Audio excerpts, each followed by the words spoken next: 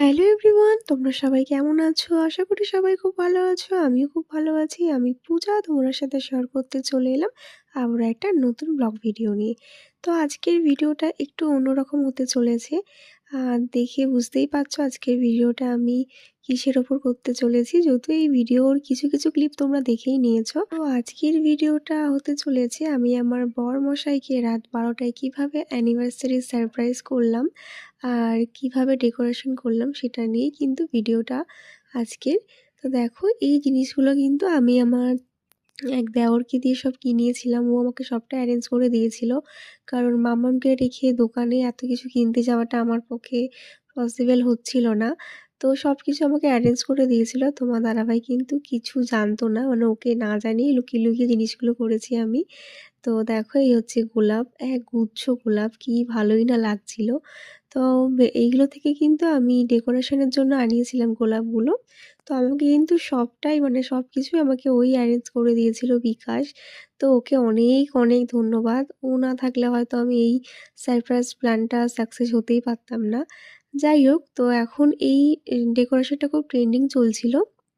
তাই কিন্তু ভাবলাম যে এই ডেকোরেশনটাই করবো। আর প্রতি বছর জানো তো আমাদের অ্যানিভার্সারি সেলিব্রেশনটা আমাদের রুমেই হয়। শুধু অ্যানিভার্সারি না, তোমার দাদাভাইয়ের বার্থডে বলো বা আমার বার্থডে। তো ডাইনিংয়ে কোনোদিন নতুনত্ব করে কিছু করিনি।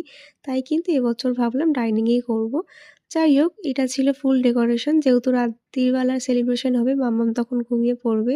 তাই কিন্তু আমাদের মাম্মামই এই ডেকোরেশনটা নতুন প্রথম উদ্বোধনটা ওই করেছিল। ওই ওখানে একটু বসে শুয়ে ফটোশ্যুট করে নিয়েছিল। যাই হোক, তারপরে কিন্তু একদম ফুল ডেকোরেশনটা নিয়ে চলে আসলাম।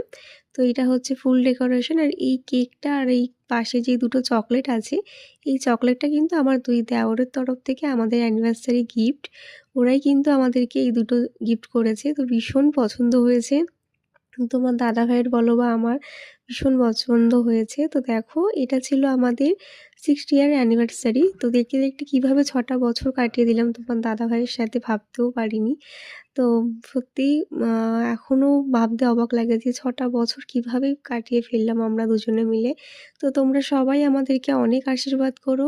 এইভাবেই যেন শুধু ৬টা বছর কেন, ৬টা যুগ কেন, ৬,০০০টা বছর যেন আমরা একসাথে থাকতে পারি। যাই হোক, দেখো এই ফুলের বুকেটা কিন্তু তোমার দাদাভাই আমার জন্য নিয়ে এসেছিল।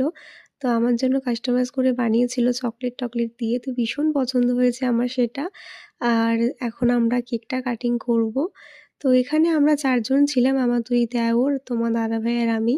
তো বাবা তো ঘুমাচ্ছিল আর মায়ের মনটা আজকে অতটা ভালো ছিল না, কারণ দিদার শরীরটা খুব খারাপ ছিল। তাই আর মা আসেনি।